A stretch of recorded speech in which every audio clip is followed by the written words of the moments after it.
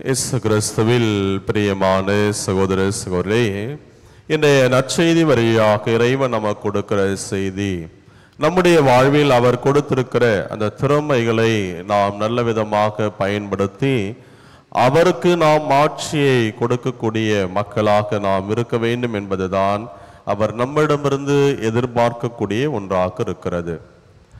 John ஃப்ராட்பர் என்ற ஒரு இறையியலார் மிக அருமையாக நற்செய்தியை அறிவிக்கக்கூடியவர். தன்னுடைய வாழ்வில் ஆண்டவருடைய வார்த்தையை, இறை வார்த்தையை அறிவித்த ஒரே ஒரு காரணத்துக்காக உயிரோடு எரித்து கொள்ளப்பட்டார்.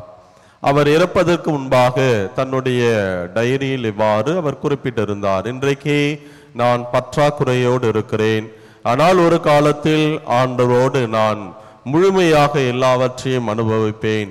இன்று நான் வேதனையும் வருத்தமும் உற்றவனாக இருக்கிறேன், ஆண்டவருடைய பிரசன்னத்தில் நிறைந்த மகிழ்ச்சியை நான் அடைவேன் என்று ஒரு நீண்ட பட்டியலை, இந்த உலகத்தில் அவர் அனுபவிக்கக்கூடிய வேதனைகள், மறு உலகில் ஆண்டவர் அவர் கொடுக்கக்கூடிய சன்மானம், இதை குறித்து தான் இறப்பதற்கு முன்பாக தன்னுடைய அந்த டைரியிலே இவ்வாறு அவர் எழுதியிருந்தாராம்.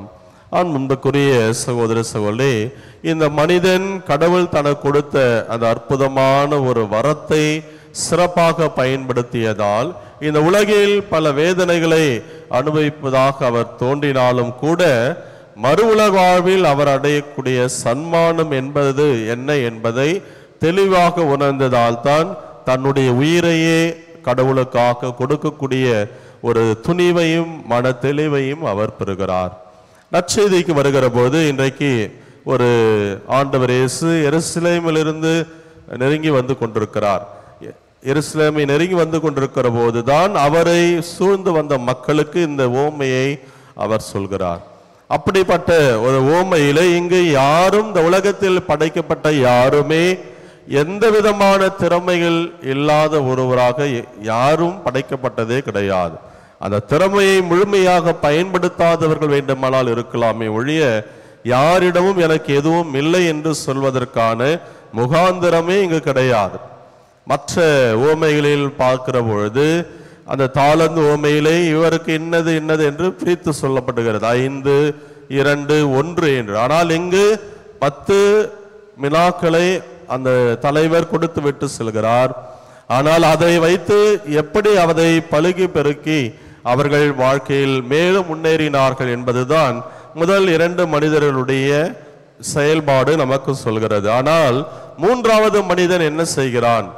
தன்னுடைய சோம்பேறித்தனத்திற்கு அவன் குறிப்பிடுகிற காரணம் என்ன? நீர் கண்டிப்பானவர், நீர் வைக்காததை எடுக்கிறவர், விதைக்காததை அறுக்கிறவர் என்று தன்னுடைய எஜமானன் தலைவனுடைய குணாதிசயங்களை முன்வைத்து நீ அப்படிப்பட்டவர் இப்படிப்பட்டவர் என்று அவரை பற்றி குறைகளை சொல்லி தன்னுடைய சோம்பேறித்தனத்திற்கு அங்கே அவன் ஒரு பதில் கொடுக்கிறான்.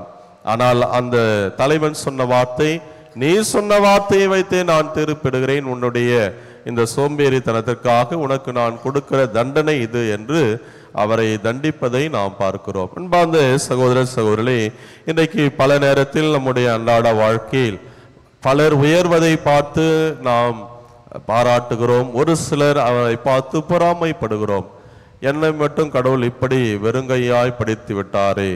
இன்றைக்கு வெறுங்கை என்று சொல்வதை விட வெறுங்கையில் 10 விரல்கள் இருக்கிறது, அதை வைத்து நான் என்னால் எதை செய்ய முடியும் என்ற அந்த ஒரு நேர்மறையான எண்ணம் வர வேண்டுமே ஒழிய அதிலும் எதிர்மறையான சிந்தனைகளை கொண்டு நாம் வாழக்கூடாது.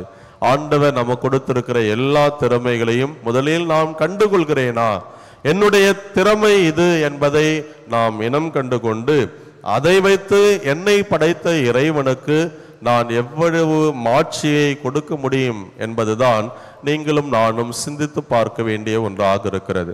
அதை விட்டுவிட்டு குறைகளை சொல்லிக்கொண்டு கடவுள் மீது நாம் அந்த 3வது மனிதனைப் போல அவர் இப்படிப்பட்டவர், என்னை இப்படி வெறுங்கையாக படைத்து விட்டார் என்று நாம் புலம்பிக் கொண்டிருந்தோம் என்று சொன்னால் கடைசியில் நாம் பெறப்போவது அந்த மனிதன் பெற்ற தண்டனையை போன்ற நாமும் தண்டனையைத்தான்.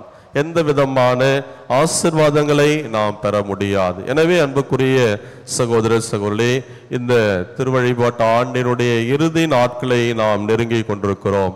ஏறக்குறைய வரக்கூடிய இறை வார்த்தைகள் எல்லாமே நாம் ஆண்டவருடைய இரண்டாம் வருகையை சந்திப்பதற்கான ஒரு இறை வார்த்தையை போலத்தான் நமக்கு இந்த நாட்களில் கொடுக்கப்படுகிறது. எனவே இந்த உலக வாழ்வு கடவுள் நமக்கு கொடுத்த ஒரு மாபெரும் கொடை, ஒரே ஒரு வாழ்க்கை. அந்த வாழ்க்கையை உன்னதமாக வாழ்ந்து இறைவன் நமக்கு கொடுத்திருக்கிற திறமைகள், ஆற்றல்களை அவருடைய அதிமிக மகிமைக்காகவே என்பதை உணர்ந்து ஒவ்வொரு நாளும் அதை பயன்படுத்தி அவருக்கு மாட்சியும் மகிமையும் கொடுக்கக்கூடிய மக்களாக நாம் வாழ தொடர்ந்து ஜெபிப்போம். இறைவன் இயேசு நம் ஒவ்வொருவரும் நிறைவாக ஆசீர்வதிப்பாராக. ஆமீன்.